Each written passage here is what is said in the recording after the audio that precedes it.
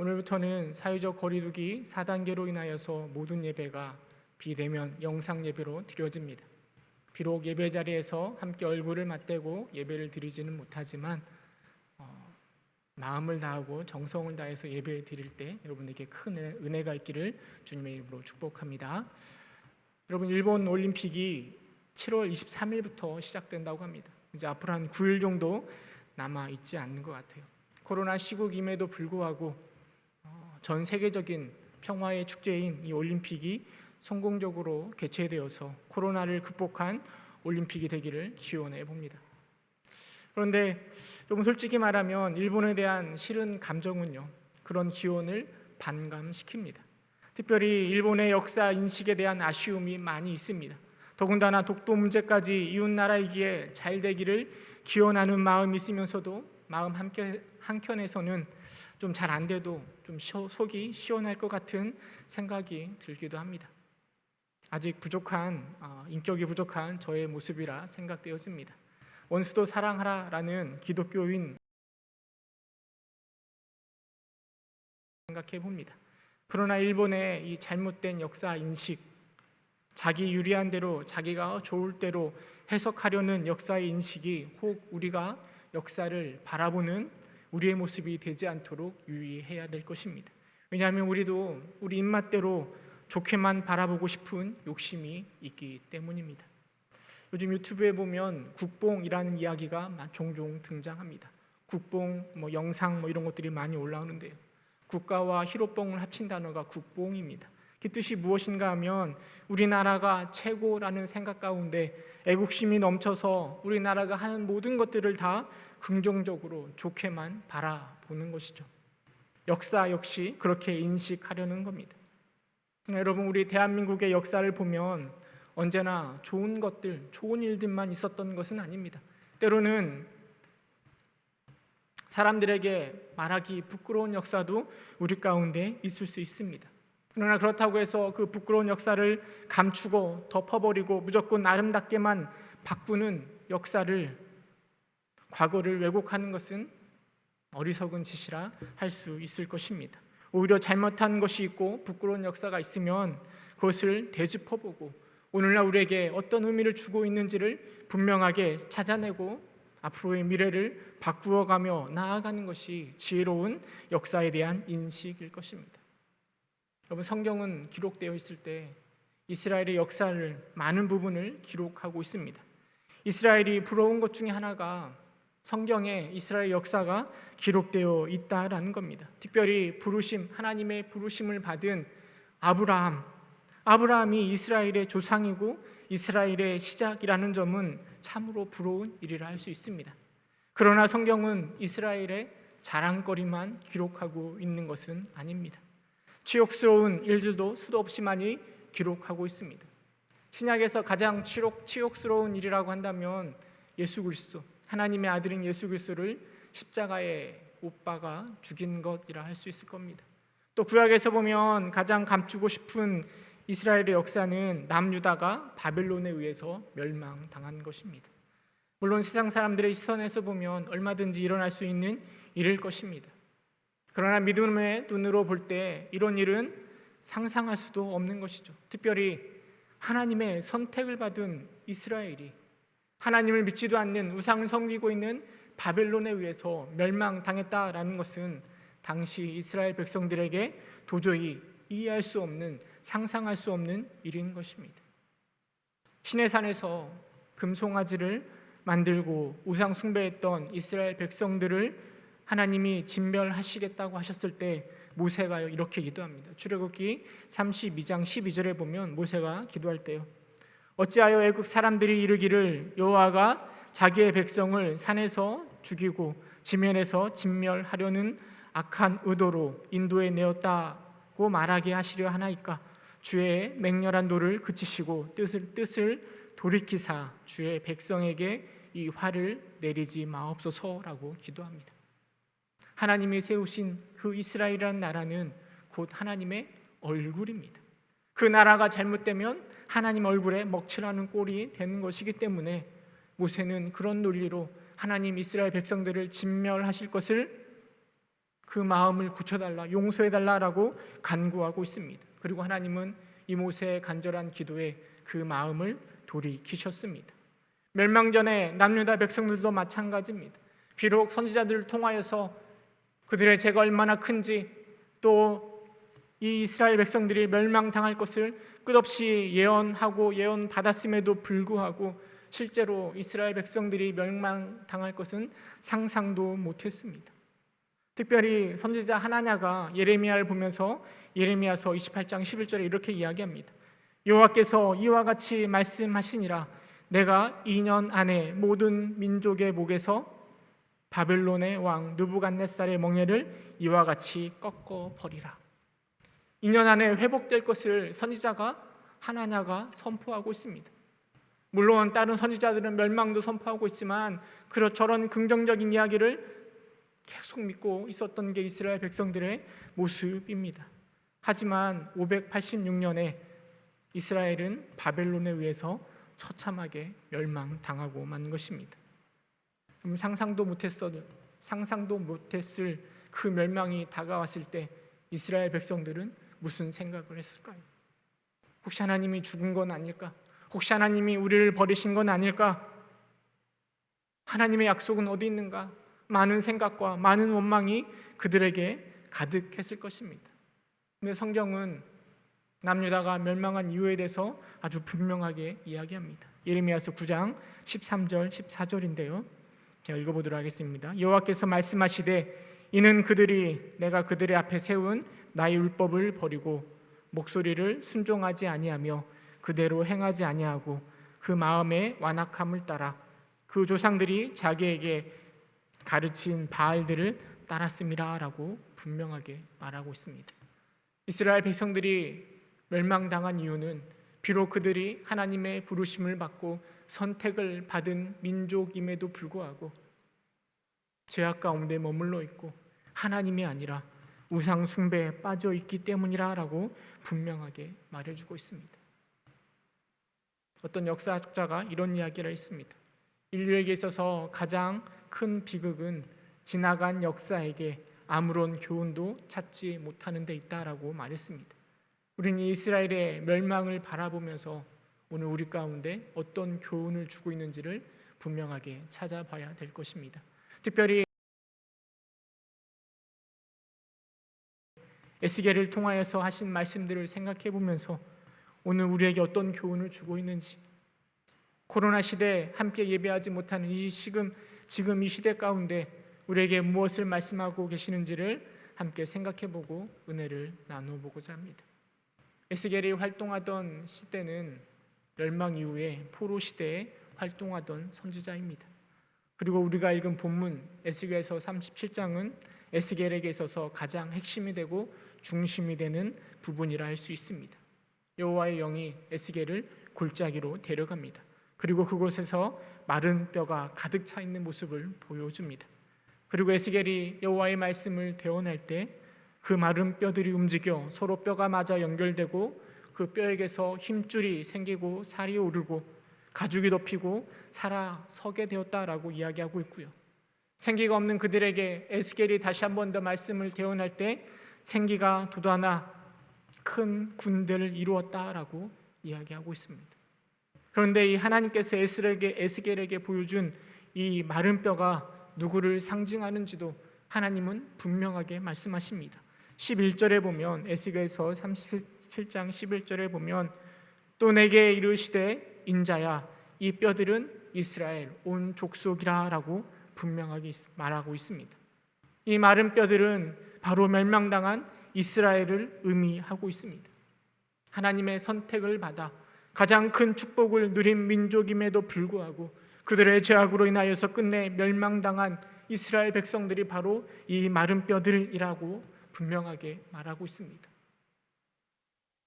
그리고 이 널려있는 이 뼈들을 바라보면서 우리는 이 이스라엘 백성들의 지금 상황의 모습이 어떠한지를 유추해 볼 수 있습니다.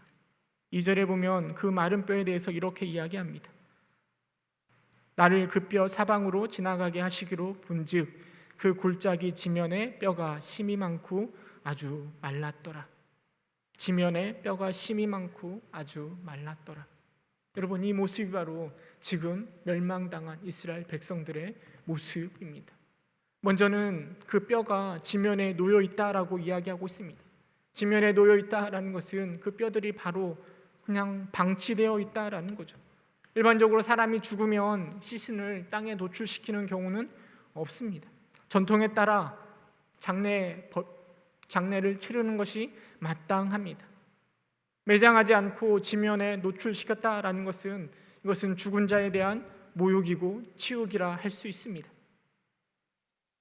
이것은 아주 저주받은 자의 운명에 처한 사람이나 이런 취급을 받는 것이죠.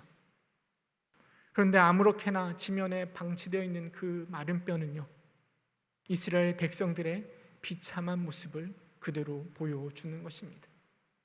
죽었음에도 불구하고 아무도 그를 매장시키지도 돌보지도 장례를 치르지도 않는 그 비참함의 모습을 보여주고 있습니다. 바벨론에 의해 처참하게 짓밟힌 백성들은 지금도 바벨론의 포로로서 아주 비참하게 살아가고 있는 것이죠. 더불어 그 뼈가 아주 많다라고 이야기합니다. 그렇게 죽어간 백성들의 숫자가 얼마나 많은지, 얼마나 참담한 일인지를 보여주는 것입니다. 수없이 많은 사람들이 바벨론에 의해서 목숨을 잃었고, 많은 사람들이 포로로 끌려간 그 처참한 모습을 계속해서 보여줍니다. 더불어 그 뼈가 완전히 말랐다라고 말합니다. 말랐다라는 이야기는 이 뼈들이 최근에 그렇게 된 것이 아니라 오래전에 죽은 사람들의 마른 뼈였다라는 것을 보여줍니다. 그래서 그들에게는 어떤 희망도 어떤 소망도 가질 수 없는 회복 불가능의 상태임을 에스겔에게 아주라는 표현을 사용하면서요, 그 소망 없는 마른 뼈의 모습을 통하여서 아무런 희망도 소망도 가질 수 없는 바벨론의 포로의 모습으로 잡혀있는 이스라엘 백성들의 모습을 에스겔에게 분명하게 보여주고 있는 것입니다. 이런 백성들의 모습은 하나님이 아브라함을 부르시면서 약속하셨던 것과는 매우 대조적인 것 같습니다. 창세기 12장에 보면 하나님이 아브라함을 부르시면서 이렇게 말씀하십니다.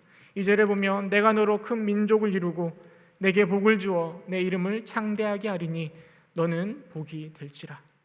너를 축복하는 자에게 내가 복을 내리고 너를 저주하는 자에게 내가 저주하리니 땅의 모든 족속이 너로 말미암아 복을 얻을 것이라 라고 하나님께서 아브라함을 부르면서 이렇게 말씀하셨습니다.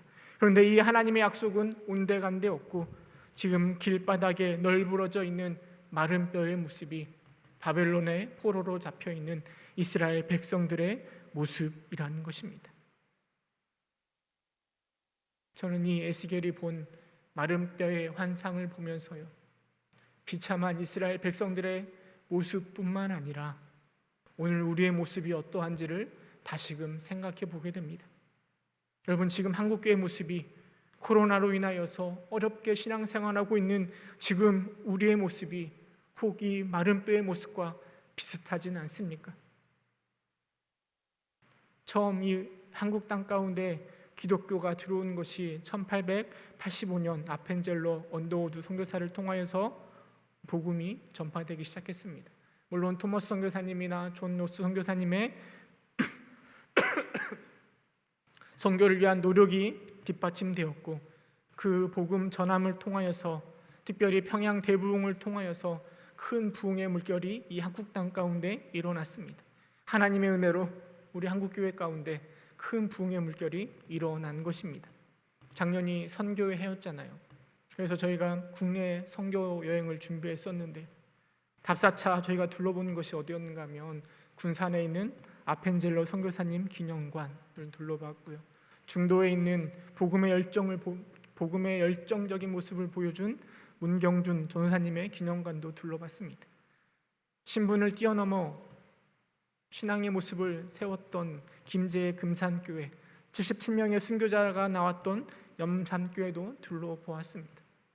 이게 다 하나님의 은혜 가운데 우리 교회가 어떻게 성장해 왔는가를 보여주는 역사의 모습입니다. 하나님의 크신 은혜는 이 땅 가운데 복음의 씨를 뿌리게 하셨고, 그리고 뿌려진 씨앗을 통하여 수없이 많은 교회, 수없이 많은 성도들, 굉장히 큰 교회를 이 땅 가운데 허락하셨습니다. 교회는 그 은혜 가운데 굉장히 부유해졌고 많은 성도들로 북적거립니다. 건물도 좋아지고 그 안에 모든 것들이, 하는 모든 것들이 다 세련되어져 가고 있습니다. 하지만 우리의 영혼은, 우리의 믿음은 과연 날마다 새로워지고 있는지 우리의 모습을 돌이켜봅니다. 뉴스를 통해서 접하게 되는 교회의 죄악의 모습, 우상 숭배의 모습, 돈을 탐하고 권력을 탐하고 있는 우리 한국교회의 모습은 비록 하나님의 은혜 가운데 부흥하였음에도 불구하고 자꾸 세상을 닮아가고 있는 이 모습은 에스겔이 본 마른 뼈의 처참한 모습이 자꾸만 생각나게 하고 있습니다. 한국교회의 모습뿐만 아니라 오늘 나의 신앙의 모습은 어떠합니까? 코로나로 인하여서 대면 예배가 힘들어지고 영상으로 예배를 드리고 있을 때 여러분, 우리의 마음 가운데 안타까움과 아쉬움이 있습니까? 안타까움이나 아쉬움은커녕 이마저도 관심밖의 일이 되어버리진 않았습니까? 물론 영상으로 예배를 드리던, 성전에 나와 예배를 드리던, 그것이 중요한 것이 아니라 중요한 건 우리가 어떠한 마음으로 예배 가운데 나오는가, 이것이 중요할 텐데요, 그마저도 우리의 관심밖의 일이 되어버리진 않았습니까? 육적으로는 어떻게 해서든지 더 건강해 보려고, 성공적인 삶을 살아내려고 온갖 갖은 노력은 다 하고 있지만 영적으로 마른 뼈가 되어가고 있고 썩은 내가 진동하고 있음에도 불구하고 그냥 적당한 타협과 적당한 신앙생활, 적당히 세속적이면서 적당히 하나님을 따르려고 하는 우리의 모습이 어쩌면 모습이진 않습니까? 에스겔이 본 그 마른 뼈가 오늘 우리 교회의 모습을, 오늘 나의 신앙의 모습을 그대로 보여주는 것은 아닌가 하는 생각을 자꾸 하게 되는 것 같습니다. 하나님은 이 마른 뼈를 에스겔에게 자세하게 보여준 이후에 물어보십니다. 수 있겠느냐? 인자야, 이 뼈들이 능히 살 수 있겠느냐? 에스겔에게 물어보십니다. 말라 비틀어져 버린, 다 뒤섞여 버린 그 뼈들이 살아날 수 있을까요? 만약 여러분들이 에스겔이라면 무엇이라 대답하시겠습니까? 이 한국교회를 모습 보면서, 지금 나의 신앙의 모습을 보면서 이 뼈들이 능히 살아날 수 있겠느냐라고 물어보신다면 여러분들은 뭐라 대답하시겠습니까? 지율학교의 수는 점점 줄어가고 있고 교회는 빠른 속도로 노령화가 되어가고 있고 예전에 우리 믿음의 선배들의 뜨거운 신앙의 모습은 찾아볼 수 없는 이 상황 속에서 세상을 탐하며 세상과 더불어 살아가려고 하는 나의 신앙의 모습을 바라보면서 곳곳에서 코로나 때문에 우리의 믿음이 크게 우려된다라고, 영상 예배 때문에 우리의 신앙이 떨어질 것이다라는 우려가 쏟아져 나오고 있는 이 상황 속에서 하나님께서 이 마른 뼈들이 능히 살아날 수 있겠느냐라고 물어보신다면 여러분들은 무엇이라 대답하시겠습니까? 에스겔은 3절에 분명하게 대답합니다. 주 여호와여, 주께서 아시나이다. 주 여호와여, 주께서 아시나이다. 에스겔의 대답은 베드로가 생각나게 합니다. 예수님이 베드로에게 물어보십니다. 내가 나를 사랑하느냐? 차마 사랑한다라고 고백하지 못했던 베드로는 오 주님, 당신만이 아십니다 라고 이렇게 고백했던 것처럼 에스겔 역시 주께서 아시나이다 라고 고백합니다. 이 에스겔의 대답은 차마 회복하기를 바란다고 말하는 것이 면목이 없어 그렇게 대놓고 말하지 못하고 모든 것이 주님 손에 달려 있음을 말하고 있습니다. 모든 것이 주님께 달려 있으니 주님께서 뜻대로 하십시오라는 고백처럼 들려집니다. 저는 이 에스겔의 고백이 정답이라고 생각되어집니다. 마른 뼈들이 다시 살아날 수 있는 유일한 방법은 하나님이 하시는 것입니다. 인간의 노력이나 인간의 수고, 우리 스스로의 힘으로는 어떤 것도 할 수가 없습니다. 비록 지금 이스라엘 백성들의 상황은 마른 뼈처럼 비참하지만 믿었던 국가가 멸망당하고 모든 백성들이 흩어져 있는 그 비참한 상황이지만, 소망이 없는 상황이지만, 불가능해 보이는 그 상황이지만, 그 속에서 유일한 희망은 오직 하나님, 오직 예수 그리스도밖에 없음을 고백하고 있습니다. 그러자 하나님은 에스겔에게 이야기합니다. 4절에 보면요, 또 내게 이르시되 너는 이 뼈들에게 대언하여 이르기를 너희 마른 뼈들아 여호와의 말씀을 들을지어다. 주 여호와께서 이 뼈들에게 이같이 말씀하시기를 내가 생기를 너에게 들어가게 하리니 너희가 살아나리라. 하나님의 말씀을 들은 에스겔이 말씀대로 순종합니다. 7절의 명령에 따라 대언할 때 소리가 나 움직이며 뼈들이 이 뼈 저 뼈가 들어맞아 뼈들이 서로 연결돼 가는 모습을 보여줍니다. 힘줄이 생기고 가죽이 덮이는 놀라운 역사가 일어나고 있습니다. 생기가 없는 그 모습 가운데 다시 한번 에스겔이 대언할 때 살아나서 큰 군대를 이루어놨다라고 성경은 기록하고 있습니다. 마른 뼈를 살리시는 하나님의 모습은 마치 천지를 창조하셨던, 특별히 인간을 창조하실 때의 모습을 다시금 생각나게 합니다. 흙으로 사람을 지우고 그 코에 생기를 불어넣으실 때 살아있는 생명이 되어 있습니다. 마찬가지로 마른 뼈를 살리실 때 힘줄을, 살을, 가죽을 만드시고 생기를 불어넣으심으로 살아나서 큰 군대가 되게 하셨습니다. 이런 회복시키시는 하나님의 모습은요, 우리로 하여금 하나님이 누구인지, 하나님이 창조주이시며 전능하시며 우리의 구원자가 되심을 다시금 분명하게 말해주고 있는 것 같습니다. 특별히 뼈아픈 오늘날의 현실 가운데, 마른 뼈와 같은 교회의 모습 가운데, 마른 뼈와 같은 나의 신앙의 모습 가운데, 무기력한 나의 신앙의 모습 가운데 소망이 무엇인지, 우리가 품어야 될 희망과 소망이 무엇인지를 다시금 분명하게 말해주고 있는 것 같습니다. 죽을 수밖에 없는, 소망이 없는 마른 뼈와 같은 우리에게 유일한 소망은 하나님이십니다. 예수 그리스도 있는 것입니다. 그 어떤 다른 것으로 마른 뼈를 살려낼 수 없는 것입니다.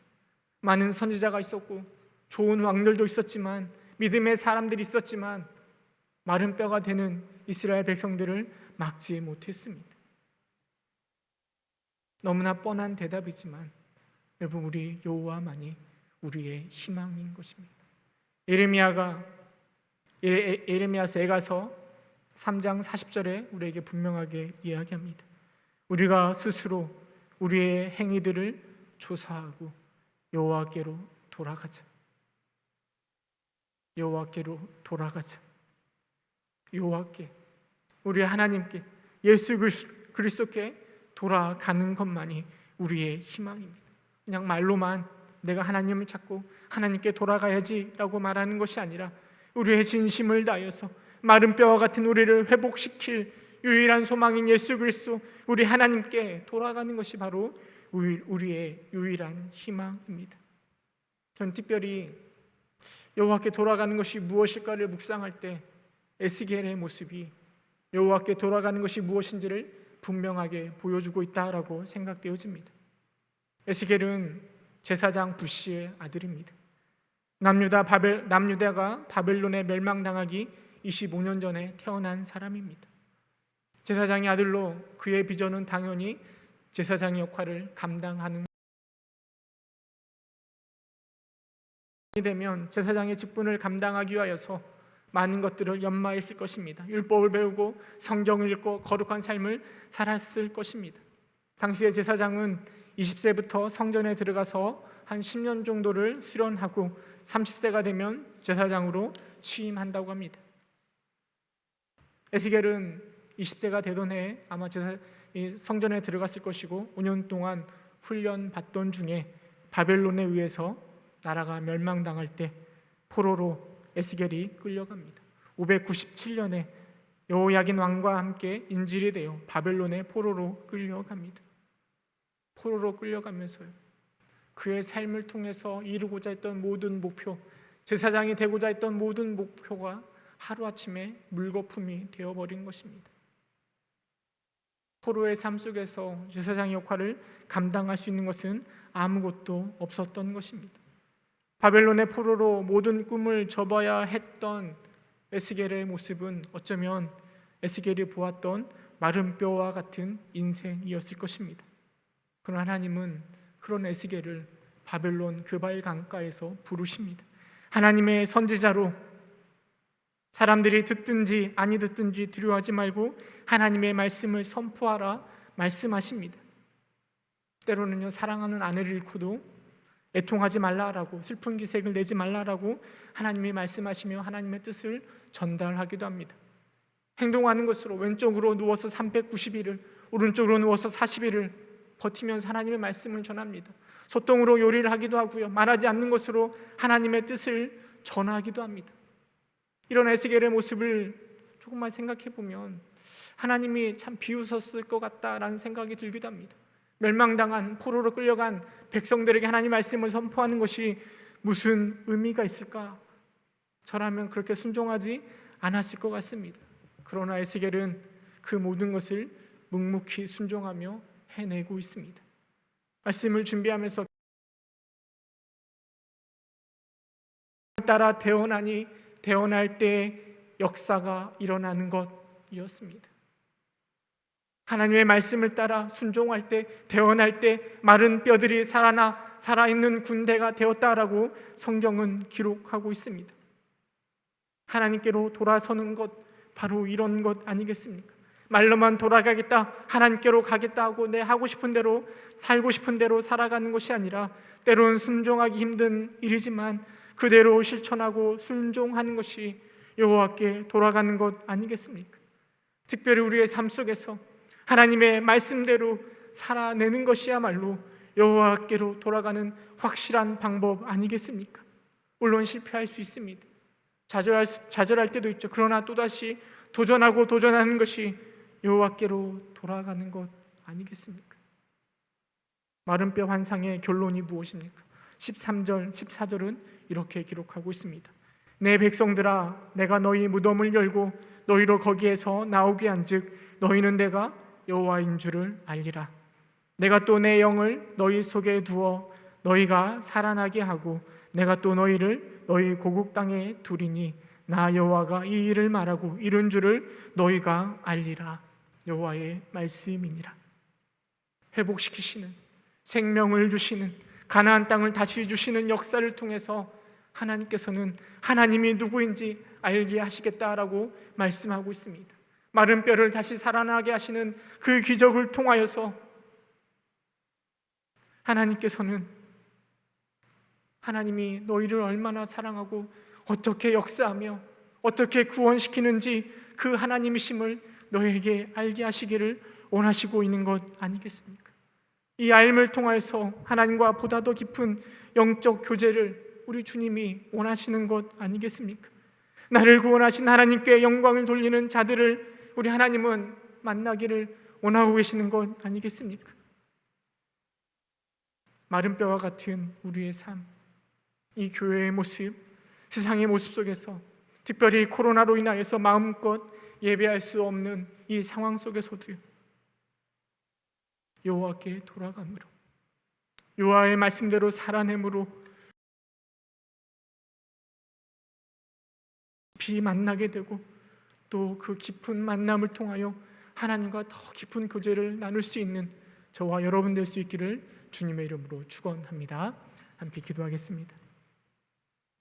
은혜가 풍성하신 하나님, 에스겔이 보았던 마른 뼈의 환성을 바라보면서